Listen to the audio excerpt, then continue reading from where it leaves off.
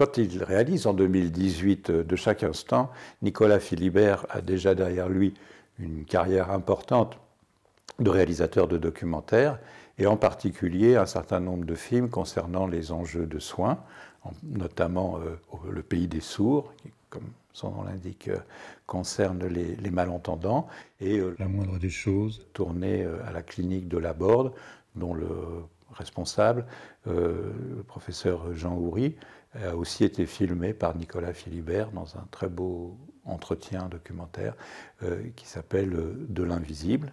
Cette expérience précédente, mais d'une manière plus générale, sa manière de filmer, les stratégies de réalisation qu'il a mises au point depuis, entre autres, des films comme La vie de Louvre ou bien sûr Être et avoir, sont des manières de s'immerger parmi les gens et de se rendre attentif à des points de détail. On pourrait dire que, en particulier dans ce film-ci, un de ces enjeux majeurs, très importants, est de comprendre combien tout compte et combien il y a à la fois des enjeux, et des enjeux qui peuvent être vitaux ou mortels, et une beauté, y compris dans les détails, y compris dans les moindres gestes, pour reprendre le titre d'un autre de ses films. Ça commence par se laver les mains. Et bien se laver les mains, c'est essentiel, et comprendre pourquoi il faut y faire attention.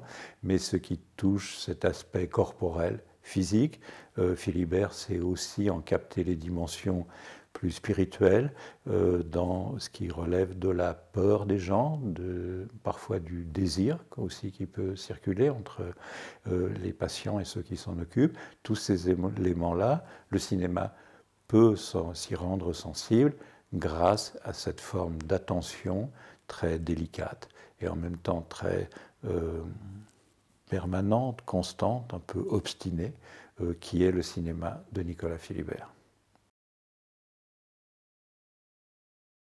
Attention! 1, 2, 3, 4, 5, 6, 7, 8. Très important. L'infirmier doit écouter, examiner, conseiller, éduquer ou soigner avec la même conscience toutes les personnes, quelles que soient leurs origines, leurs mœurs, leur situation sociale, leur religion, leur handicap. Elle dit qu'elle elle joue avec moi. Pour piquer en intramusculaire, il faut tendre la peau. Il faut y aller droit, il faut y aller d'un coup. Je sers de cobaye, non? Ou c'est la... Mais vous en faites pas. Je suis pas le premier. Hein? Je suis pas le premier. Vous êtes mon premier. Tous les jours, il y avait quelque chose de différent. Tous les jours, il y avait des urgences. Tous les jours, il fallait s'attendre à quelque chose. Il y a des moments où j'avais besoin de me poser pour qu'on réfléchisse, pour pas faire de bêtises. J'ai regardé un peu votre parcours et il me semble que ce serait intéressant de retourner dans un service d'hospitalisation. En maternité? Non. Oh. Oh en gynéco. Pourquoi vous avez choisi de venir en école d'infirmier à la base? 14, 15, 16, 17, 18, 19, 20. Attendez, je vais voir un médecin. Je vais voir d'abord un médecin ici. Monsieur, je crois que votre femme vous a menti.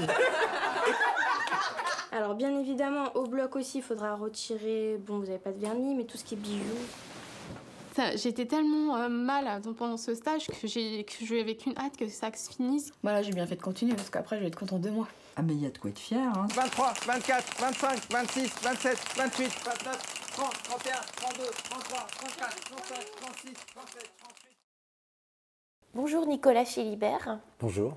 C'est une joie de vous recevoir et d'échanger avec vous, en particulier autour de Chaque instant, un film qui est documentaire, qui est sorti en 2018, où vous suivez la formation de jeunes étudiants et étudiantes en soins infirmiers et où vous montrez la progressivité de leur apprentissage, depuis des cours théoriques et des gestes techniques, jusqu'à l'apprentissage, me semble-t-il, de la relation et aussi d'une certaine réflexion de ces étudiants et de ces étudiantes sur leur métier, leur posture de soignant. Oui. Est-ce que vous pouvez revenir sur cette trajectoire dans le documentaire? C'est un film en 3 parties. Première partie, on est à l'IFSI. J'ai tourné à l'IFSI de Montreuil, en région parisienne. La première partie, cours théorique, mais surtout apprentissage des premiers gestes techniques. Et je filme là essentiellement des étudiants en première, étudiants et étudiantes surtout, de première année. On apprend à se laver les mains.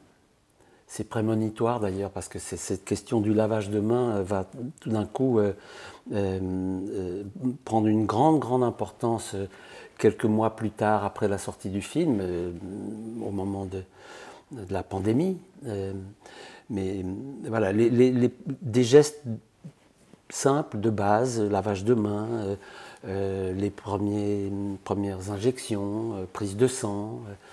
Je vais y revenir. Deuxième partie, les étudiants quittent l'IFSI et vont en stage. Quand on est étudiant en soins infirmiers, on est tenu à faire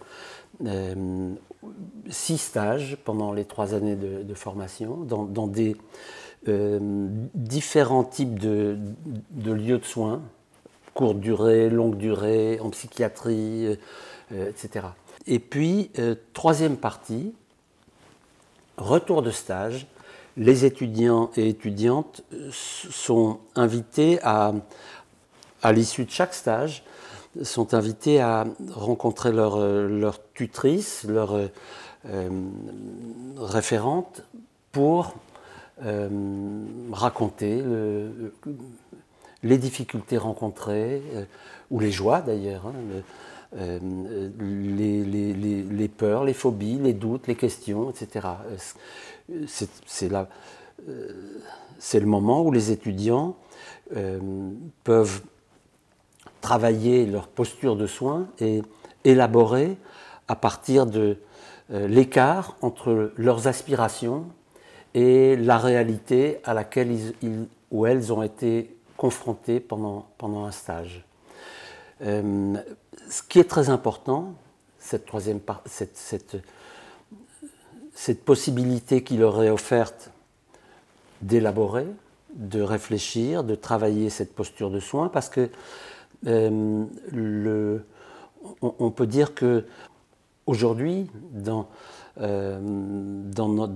notre société capitaliste, où le maître mot, c'est le rendement, c'est l'efficacité, c'est la productivité, bien souvent, les managers n'ont que faire de donner aux infirmiers, aux aides-soignants, aux médecins, la possibilité de travailler cette posture, de l'élaborer, etc. La beauté de cette formation que vous étiez en train de filmer, sa justesse, sa pertinence, c'était en effet que l'on formait à une pratique, ou à ce que Aristote appelait une techné, c'est-à-dire quelque chose qui ne se réduit pas à l'apprentissage de règles générales ou de connaissances générales sur le corps, sur les maladies, sur les traitements, qui demandent bien sûr ces connaissances générales, mais qui ne s'y résument pas.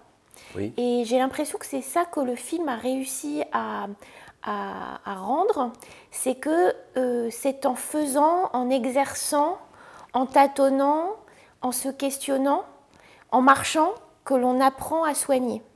Et c'est cela qui, et je rejoins ce que vous êtes en train de dire, est difficilement mesurable, quantifiable, évaluable, objectivable à travers des objectifs de rentabilité, d'actes.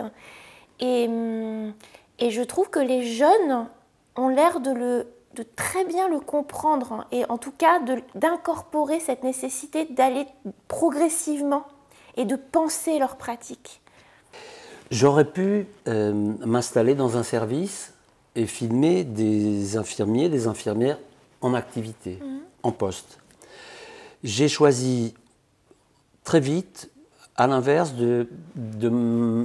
d'installer la caméra dans un lieu d'enseignement. Pourquoi ? Si vous filmez des gens dont les gestes sont rodés, sont fluides, vous ne montrez pas la difficulté, vous ne montrez pas, je dirais, la partie immergée de l'iceberg, c'est-à-dire les gestes semblent fluides et bien faits, et donc ça semble facile. Or, en filmant des jeunes gens qui apprennent, qui tâtonnent, qui ont peur de se tromper, qui sont au début maladroits, vous montrez au fond que ces gestes apparemment simples, quand ils sont pratiqués par des gens qualifiés, rodés, entraînés, ces gestes apparemment simples ne le sont pas, et que derrière un soin basique, une injection, il y a des protocoles quelquefois très compliqués à respecter, des règles d'hygiène très strictes, très précises, tout un arrière-plan. Et du coup, ce métier apparemment qui n'est pas investi autant que celui qui n'est pas valorisé comme le sont les médecins, qui sont détenteurs du savoir, etc. Les infirmiers, infirmières étant toujours un peu subalternes, on va dire. En réalité, c'est un métier difficile, non seulement parce qu'il y a une très grande quantité de gestes techniques à connaître, à apprendre, des décisions à prendre face à tel patient. Il faut faire ce geste-là plutôt que tel autre. Quelquefois, c'est très délicat. Des responsabilités très lourdes, très lourdes. Et bien sûr, un métier qui suppose, je dirais, d'être inventif, qui suppose une écoute, mais au-delà, qui suppose d'être inventif. La deuxième partie du film montre ça, montre comment l'arrivée en stage, c'est un choc pour deux raisons. D'abord parce que les étudiants et étudiantes se trouvent tout d'un coup confrontés non plus à des mannequins, non plus à des morceaux de mousse sur lesquels on apprend à piquer, etc. Mais tout d'un coup, les étudiants se trouvent face à des vraies personnes. Des vraies personnes qui sont bien sûr un peu inquiètes. Quand on est hospitalisé, on est inquiet, on est un peu fragile, on est affaibli. Et on va se laisser soigner par des gens qui eux-mêmes apprennent et qui sont eux-mêmes fragiles. Donc il s'agit dans cette deuxième partie du film d'assister à la confrontation entre deux types de fragilité. Chaque fois, une apprentie soignante et un patient qui sont chacun, l'un et l'autre, un peu fragile. D'un côté, la soignante n'est pas forcément sûre d'elle encore, c'est le début, c'est un apprentissage, on a peur de mal faire, on a peur de se tromper. Est-ce que le patient ou la patiente va accepter et c'est ça qui est beau d'ailleurs, cette double fragilité. Et je trouve que ce qu'apporte le film, c'est une réflexion sur la notion de geste. C'est-à-dire que le geste soignant, il apparaît non pas justement simplement comme un acte, un mouvement, un faire, mais comme habité de toute une réflexion, d'abord de tout un ensemble d'émotions et de sentiments que vous avez évoqués, d'appréhension, parfois aussi de dégoût ou de réticence par rapport au corps malade ou cicatriciel ou abîmé ou vieillissant. Donc tout un ensemble d'émotions et de sentiments, de valeurs aussi, de vouloir bien faire, de faire le bien, de soulager la souffrance et d'être aussi dans la justice, l'équité par rapport à l'ensemble des patients qu'on a à prendre en charge. Et puis de réflexion effectivement sur sa propre identité de soignant, sa propre histoire, son propre parcours. Et donc je trouve que ce que ça montre, c'est que ce qu'on appelle vite fait geste est en fait une sorte de synthèse, une articulation entre des choses très diverses qui ont trait à la sensibilité, aux connaissances, au raisonnement et aussi à l'histoire personnelle. Ça ne va pas de soi de toucher un corps, de toucher le corps de l'autre, de le manipuler, d'aider quelqu'un, ne serait-ce qu'à se lever de son lit pour aller dans le fauteuil. Je me suis rendu compte, au fond, assez vite, en tournant, que ça m'était jamais venu à l'idée, mais que faire une toilette, faire la toilette d'une personne âgée, c'est infiniment plus délicat et plus difficile que de faire une injection ou un pansement. Parce que là, on doit faire des gestes qui... c'est la question de l'intime, c'est quelquefois... c'est quelque chose qui demande une grande délicatesse. Et vous évoquiez la délicatesse. Oui. Et c'est vrai que c'est une chose que j'enseigne beaucoup à mes étudiants. Et puisqu'on parle de délicatesse à la fois pour les choses auxquelles on doit être attentif et dont on doit prendre soin, on va parler d'une nouvelle délicate à annoncer, d'une fleur délicate, pour évoquer quelque chose d'extrêmement éventuellement douloureux. Et puis la délicatesse, c'est aussi la disposition, c'est aussi la manière d'agir avec les choses délicates. Et on parle aussi de tact, c'est-à-dire d'une capacité à agir, à parler, à se conduire d'une manière adaptée à la singularité de la personne, de la situation, de l'objectif aussi qu'on poursuit quand on annonce une nouvelle ou quand on pose un pansement ou quand on fait une investigation.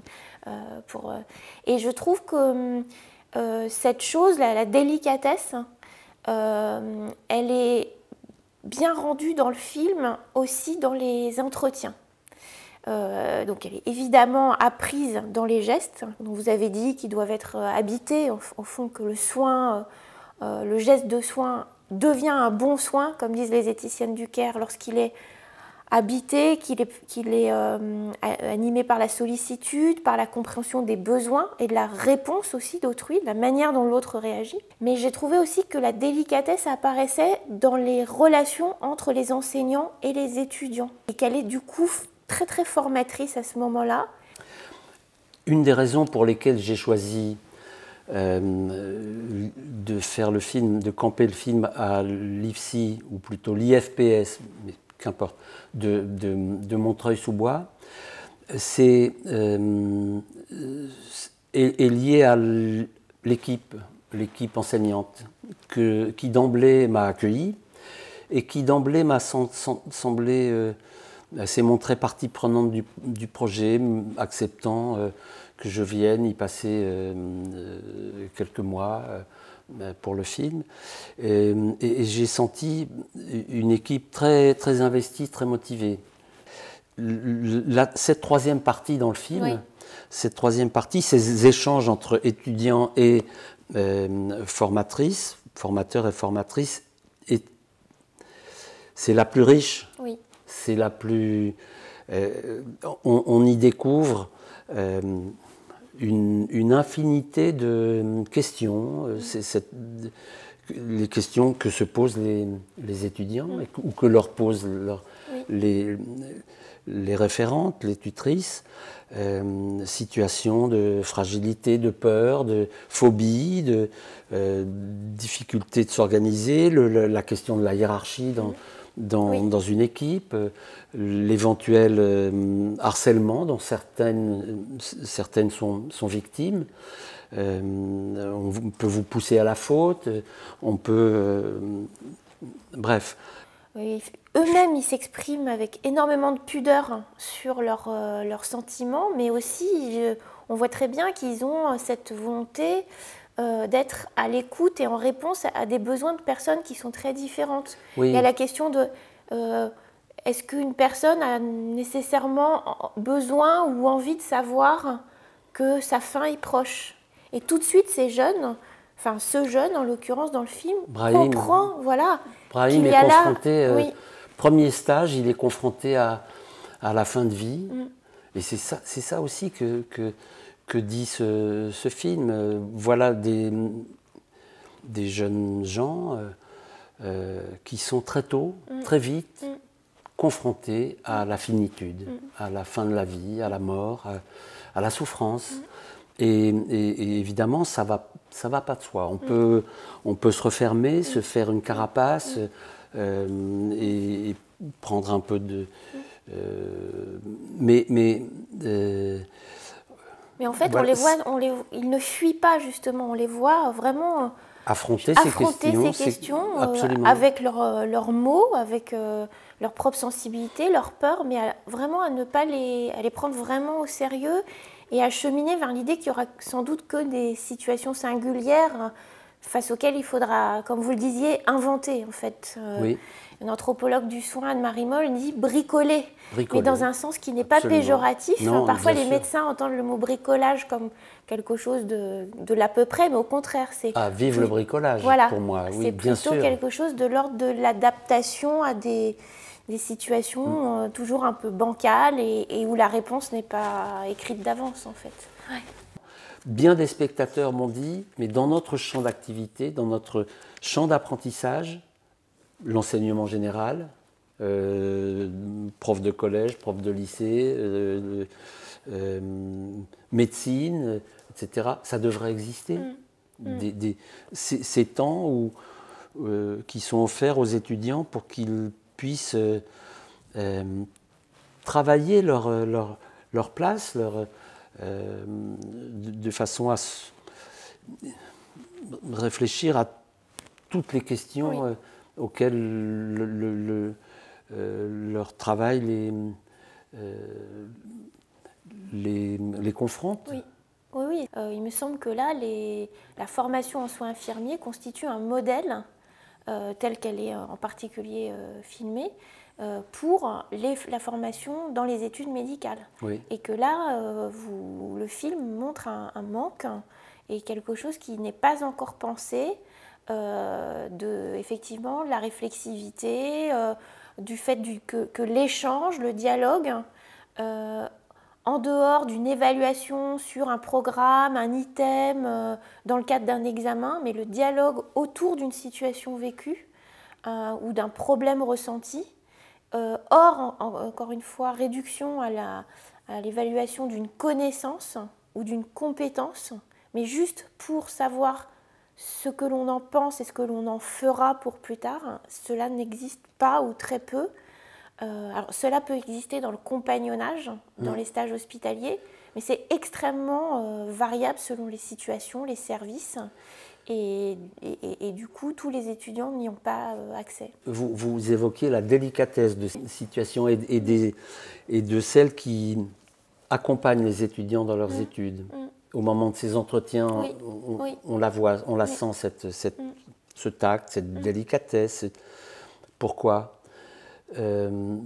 Parce que ces tutrices, d'abord elles sont toutes infirmières, elles sont toutes passées par là, elles ont toutes vécu ces mêmes moments d'hésitation, de doute, de ces questions-là. Et dans ces entretiens, on sent que la relation n'est pas verticale. C'est pas celles qui savent face à celles qui ne savent rien et qui... Non, c'est un peu comme des grandes sœurs, je dirais. Elles sont passées par là, elles aussi. Elles ont pleuré aussi pendant leurs études. Elles ont quelquefois souffert et été, elles aussi, quelquefois bousculées, malmenées, en difficulté. Et donc, elles sont pas dans une... Voilà, il y a une sorte d'horizontalité. C'est pour ça que ces échanges sont très, très touchants. Je voudrais revenir maintenant sur le titre de chaque instant. et vous faire aussi peut-être vous remémorer une rencontre que je crois que vous avez faite quand vous étiez plus jeune, celle de John Berger. Oui. En fait, j'aimerais aussi parler de lui et de ce livre qui est un grand classique qui s'appelle Un métier idéal, qui est paru à la fin des années 60 et qui est le récit que John Berger fait du métier et de la vie quotidienne d'un médecin de campagne en Angleterre, d'un médecin de famille qui soigne non seulement donc des individus, mais des familles et toute une région, en fait, tout un bassin de population. Il y a un accent qui est mis là-dessus, sur le fait qu'il connaît tout le tissu social et les relations même entre les gens. Et c'est un livre qu'on peut, même s'il date des années 60, on peut le lire parce qu'il y a il relate justement cette posture soignante du médecin qui s'appelle Sassal et la manière dont il se positionne par rapport à ses patients, la disponibilité, la fiabilité, la présence, l'accueil qu'il fait à leur histoire, à leurs angoisses, au fait qu'il n'y a pas justement que leur maladie qu'il a à prendre en charge, mais les drames, au fond, de leurs histoires, de leurs relations familiales. Il se trouve en effet que j'ai rencontré John Berger et Jean Maure, le photographe, oui. Avec qui John a longtemps travaillé sur plusieurs livres. Et en effet, j'ai travaillé quelques mois auprès d'eux pour un autre livre qui s'appelle Le septième homme, A Seventh Man, qui est un livre sur les migrants, postérieur à celui-là, et qui est lui aussi, enfin qui est un livre construit entre des textes, des photos, mais dans lequel la relation texte-photo oui. est extrêmement, au moment où ils font ce livre, est extrêmement innovante parce que les photos ne viennent pas illustrer à la lettre le propos, mais les photos y ont une réelle autonomie. Rencontrer l'un de ses semblables dans un état de désespoir nous oblige à partager, du moins en imagination, ses problèmes fondamentaux. La vie a-t-elle un sens? À quoi bon continuer de vivre? Je crois cependant que les questions ont tendance à se présenter à Sassal en termes d'expérience du temps. Le problème fondamental devient quelle est la valeur de l'instant? Et plus loin, Sassal assure toutes les fonctions d'une sage-femme auprès de sa clientèle. Il est présent à presque toutes les naissances, de même qu'il est présent à presque toutes les morts. Il se voit constamment rappeler à quel point un instant peut être différent d'un autre, et à quel point le processus qui conduit à cet instant est irréversible et soigneusement déterminé. Dans une certaine mesure, il lui est possible d'intervenir sur le processus. Il peut l'accélérer, le ralentir, gagner du temps, mais il ne peut pas transformer la mer en terre ferme. Et plus loin, cela peut aider à comprendre Sassal et son obsession du temps. Quelle est la valeur de l'instant sub specie aeternitatis, sous le regard de l'éternité? Et enfin, qu'est-ce qu'un instant peut donc contenir? Comment un instant peut-il être comparé à l'expérience qu'un tiers a du même instant? C'est la question de comment partager cette expérience d'une douleur, d'une angoisse à l'hôpital, d'une souffrance. Comment construire une relation empathique? Il paraît souvent presque incroyable que Sassal, avançant la main pour examiner un patient, trouve le patient là, coexistant. Les coordonnées objectives de temps et d'espace nécessaires pour déterminer une présence sont relativement stables. En revanche, l'expérience subjective du temps est susceptible d'être si largement déformée, en particulier par la souffrance, qu'elle devient, tant pour celui qui souffre que pour toute personne qui s'identifie à elle, extrêmement difficile associée au temps proprement dit. Non seulement Sassal doit effectuer cette corrélation, mais il doit en outre relier l'expérience subjective que le patient a du temps à sa propre expérience subjective. Quand il quitte le malade et fait demi-tour dans sa Land Rover pour partir, il peut lui arriver d'entrevoir soudain dans un coin de son esprit le vide relatif que représente pour lui l'instant présent, et ce vide peut le terrifier. Alors, il y a là toute cette question de la présence à autrui. C'est ça, il est question du présent, mais au-delà de la présence. Oui. C'est de ça dont il parle, me semble-t-il. La présence à l'autre, à soi-même. Est-ce qu'on partage réellement la même chose? Il est dans la première phrase que vous citez, il emploie le mot du semblable. Oui. Et c'est très important parce que même s'il y a au fond dans la relation soignant-soignant, soigné inévitablement un rapport dominant-dominé, si on peut dire, puisque l'un est souffrant et l'autre est sachant. Cet autre, il est à la fois autre et notre semblable. Et c'est pour ça que un film sur comme De chaque instant, ou des films où la question du soin est bien là, c'est des films qui, je dirais, qui dépassent le cadre de leur sujet, parce qu'il est question de nous les humains. Au-delà de l'Institut de Montreuil, ça nous parle de nous. Oui, d'une vulnérabilité partagée. C'est ça. Et qui, dans ces moments, dans ces instants-là, où on est démuni, où on est face à des questions existentielles absolument douloureuses, ou dans des situations ordinaires aussi, d'attente, comme vous le disiez, d'ennui, ça peut être aussi des situations moins tragiques, mais néanmoins très déstabilisantes. Il y a une sorte de vulnérabilité partagée, de fragilité partagée, que vous évoquiez d'ailleurs en disant finalement, quand je filmais, l'étudiant et le patient étaient aussi démunis l'un que l'autre. Et j'ai l'impression que les situations là que vous filmez, ces situations effectivement d'une certaine naïveté au départ, en tout cas, de cette jeunesse, donc dans des situations d'apprentissage, vous cherchez à toucher ou à approcher ces moments où l'un et l'autre sont aussi démunis l'un que l'autre et vont devoir faire face ensemble, en fait.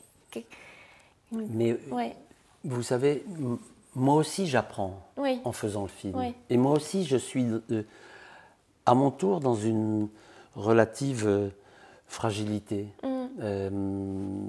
C'est d'ailleurs pour ça, sans doute, que j'ai choisi la voie du cinéma documentaire et non pas celle d'un cinéma plus, je dirais,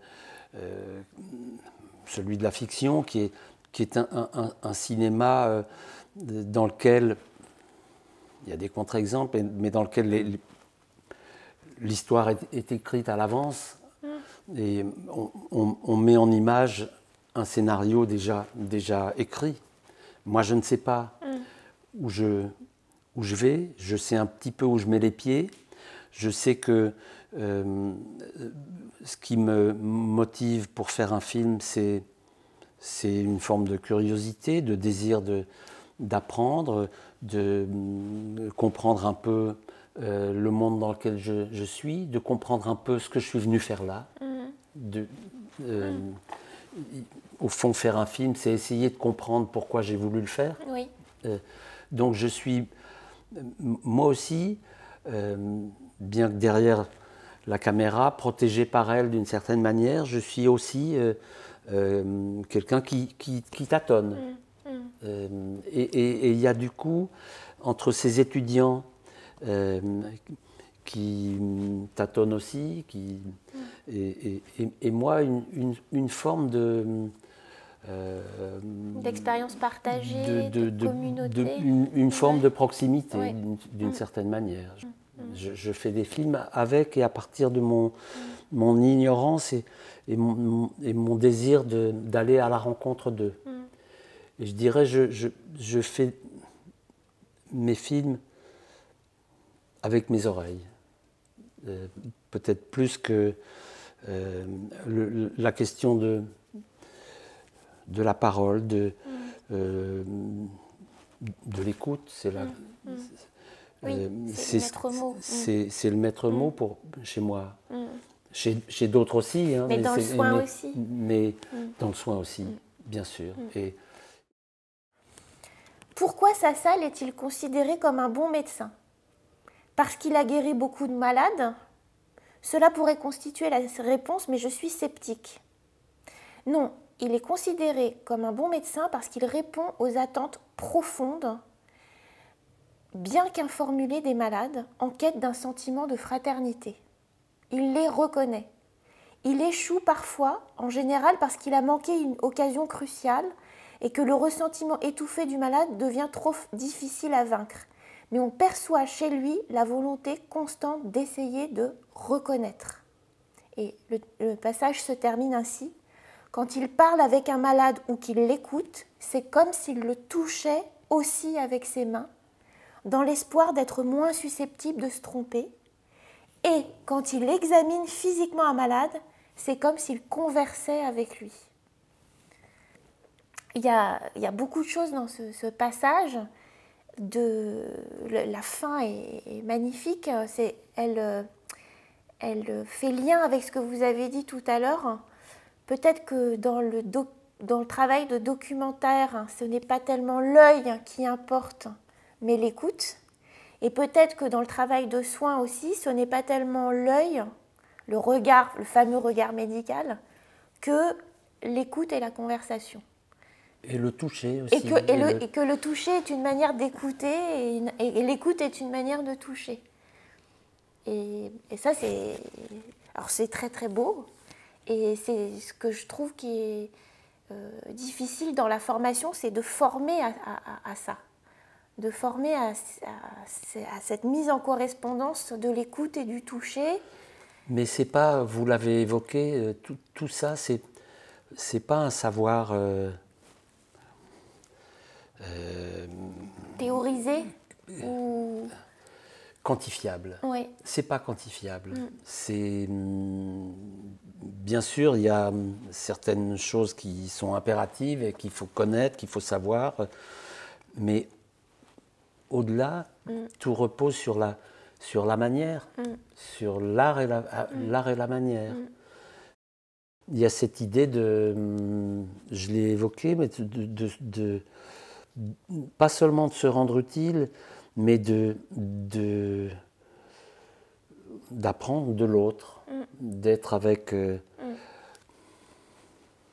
des gens qui sont vos semblables et en même temps dans des situations de...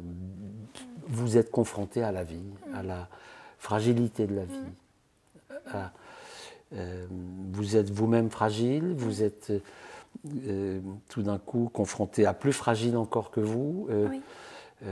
Et c'est un... Je sais pas, c'est... tout d'un coup, en tant qu'être humain, vous êtes tout d'un coup... Vous êtes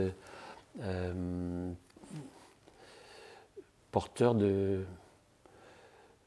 Enfin, plongé dans quelque chose qui est plus grand que les gestes, plus grand que les... Oui, porteur d'actes, certes individuels, qui vont soulager une souffrance individuelle, mais qui vont aussi tisser des liens, soigner, accompagner des souffrances plus larges, celles de famille, celles de gens de milieux comparables, et restaurer, réparer aussi des histoires individuelles, mais aussi un lien social. Enfin, il y a quelque chose dans le soin et dans l'engagement dans le soin qui n'est pas seulement l'engagement évidemment dans le traitement des maladies, ni seulement dans le soin des individus qu'on va rencontrer, mais sans doute aussi un engagement au service de la collectivité. Donc un très très grand merci pour le film et puis pour cet entretien. Mais le cinéma nous apprend des choses sur le monde et sur nous-mêmes. Hein, c'est ça qui est beau, au fond, au cinéma. C'est qu'on voit à la fois le même film, mais chacun le voit à travers sa subjectivité, son regard, son passé, son enfance, ce qu'il est, ses questions, et la mise en commun, une bonne engueulade à la sortie d'un film, il n'y a rien de mieux, c'est magnifique. On n'a pas vu la même chose, et pourtant si. Ben, merci infiniment, Nicolas Philibert. Merci à bientôt. À bientôt.